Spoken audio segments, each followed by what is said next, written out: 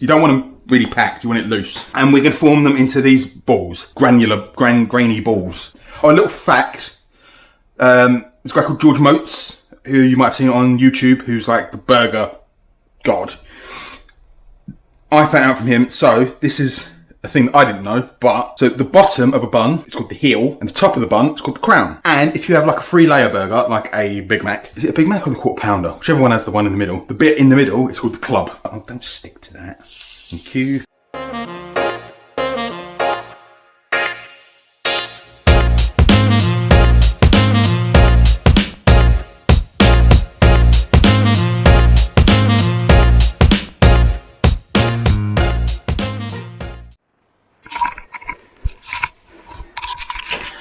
Alright,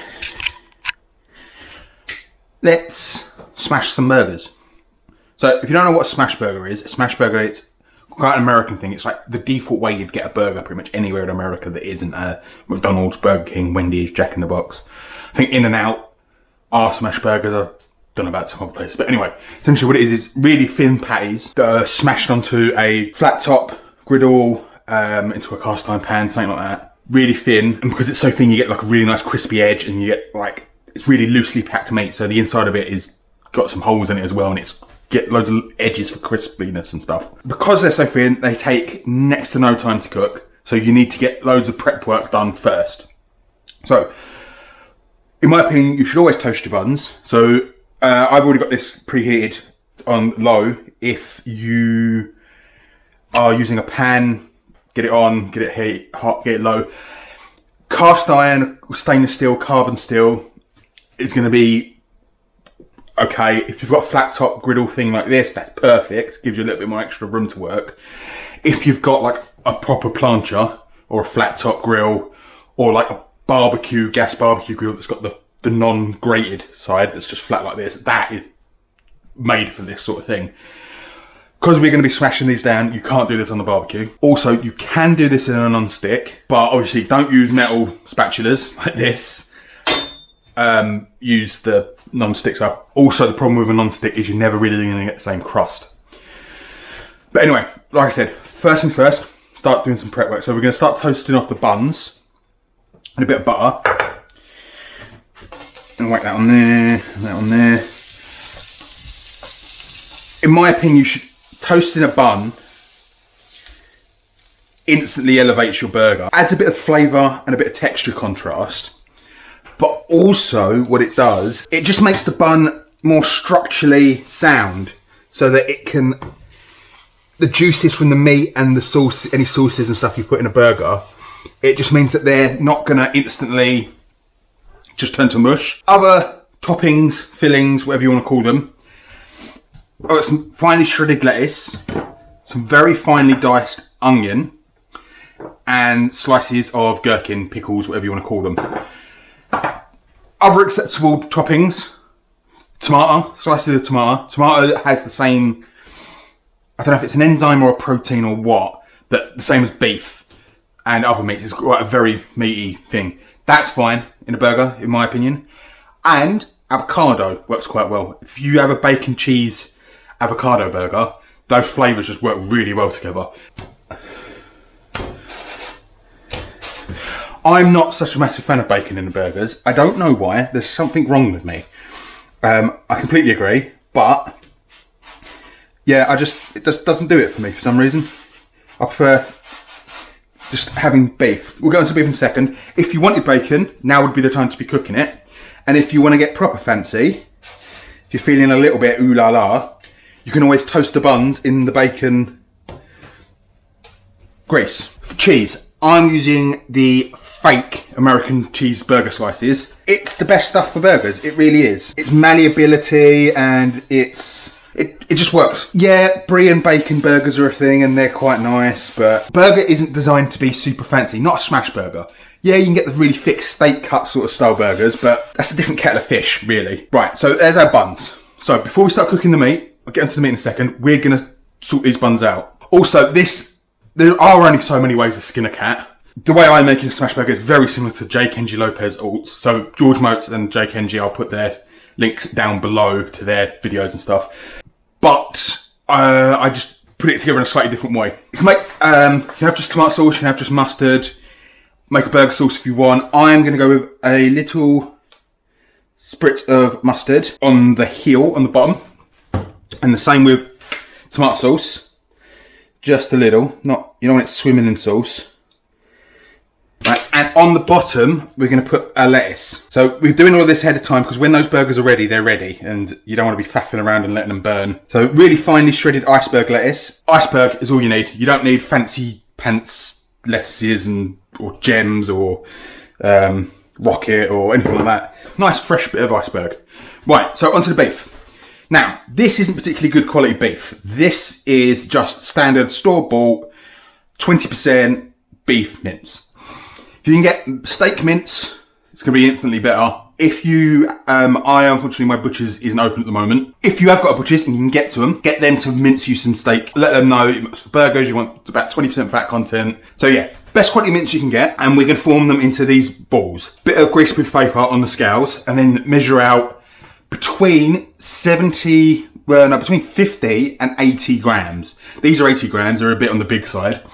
Really, these should be a bit smaller because I've got quite small buns, but what you want is a loose formed, if you're buying store-bought mincemeat, it can be a bit packed in, so you kind of want to break that up because you want quite loose, grainy balls. You don't want them really packed, you want it loose because we're going to smash them and you want it to fall apart around the edges and have holes in it and stuff like that. Greaseproof paper is, we're going to turn that upside down onto the griddle and then we're going to smush it down.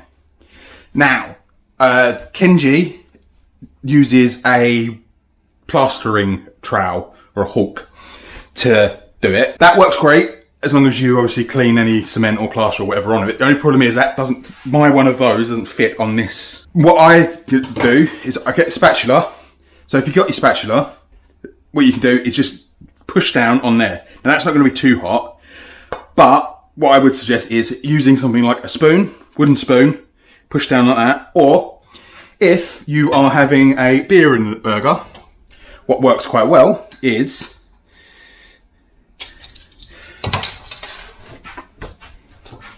beer bottle, push down. So you want to squeeze them all down. Make sure you get the edges down as well. George Motz, the way he does it is he gets 2 sheets of greaseproof paper and he manually pushes it down on chopping board on the countertop before he puts it on there. So that's another way to go if you don't want to get your hands too close to the hotness. Going through all of this now because this is going to get hot and it's going to get smoky and it's going to get noisy and I'm probably going to have to turn the extractor on. So at some point when this is all cooking, I may well have to cut the audio and then narrate over the top afterwards. So we are going to get the burger onto the griddle, cook it on one side, salt, needs a bit of salt, hit it with some salt. Once it's done, flip it, and then this is where I do things a bit differently because then I put my diced onions, really quite small diced onions, on the patty, then put the cheese over the top of that. So that kind of creates like a little steam room. Barely takes any time on that other side. Take it off in the bun, eat it. Right, so I'm going to get the extractor on low for now, a bit like that'll be enough. And then we're going to start smashing some burgers.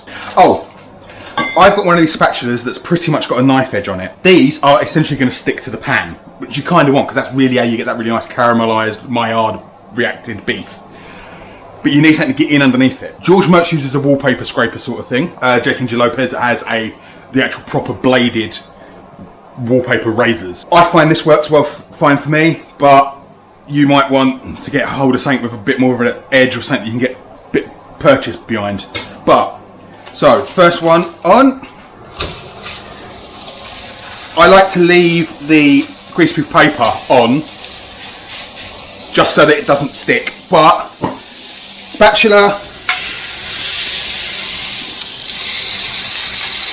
get it all smushed down.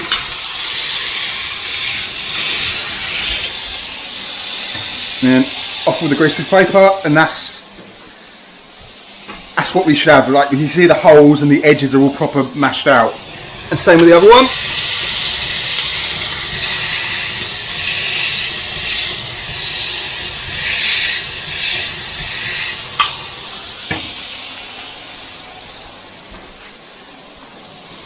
Now these really don't take much time at all.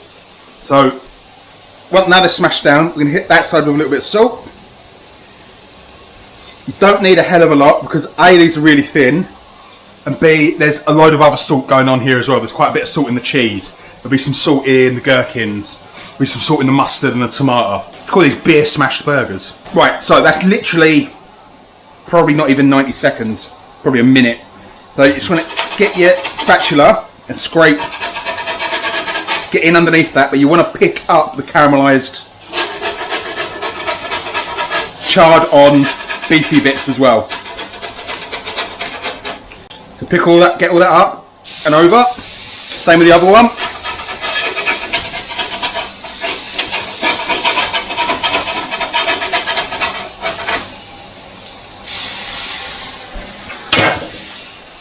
And as I said, onion on the burger.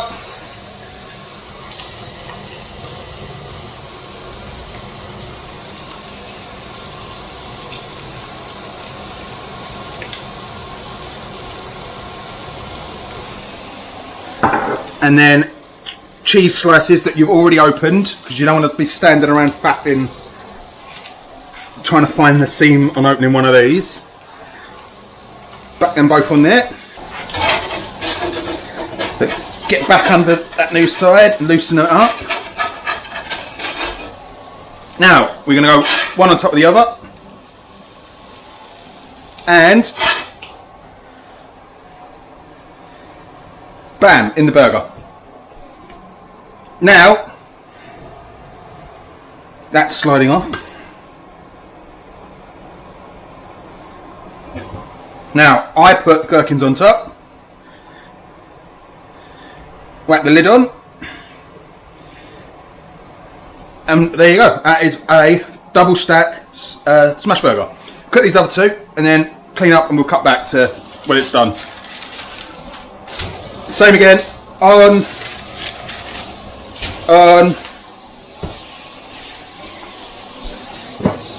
smash,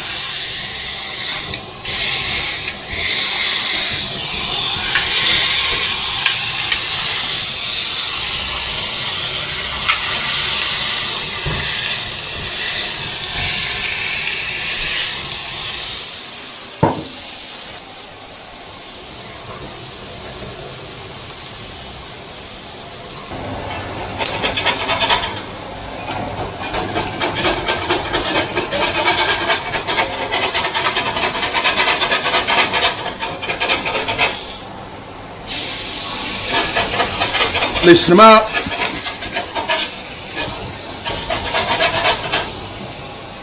Flip. See how lovely caramelised that beef is. Onion.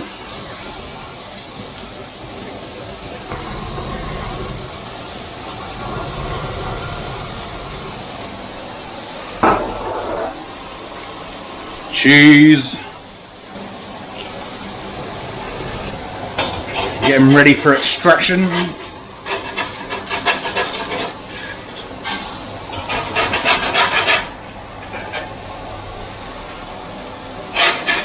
One on top of the other.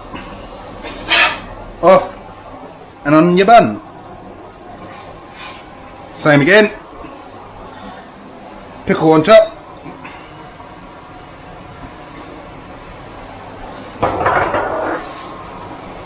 And lid her up. Right. Fast forward.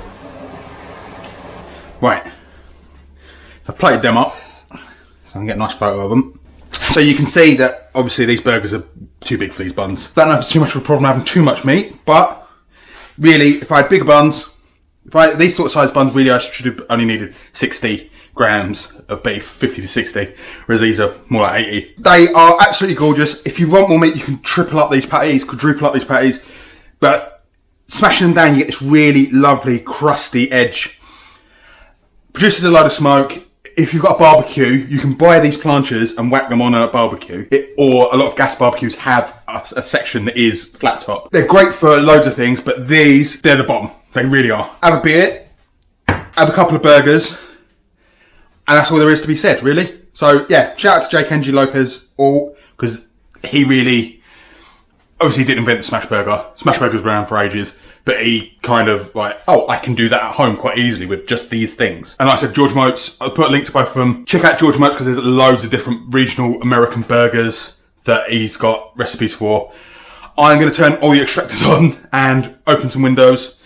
Well, I haven't got any windows in here, but I'm going to vent out some of the smoke. But like, comment and subscribe. See you when I see you. Been having some problems editing, so my videos have been going up a lot slower because my piece of crap laptop is just exploding all the time. Be good, can't be good, be lucky. And I'll see you when I see you.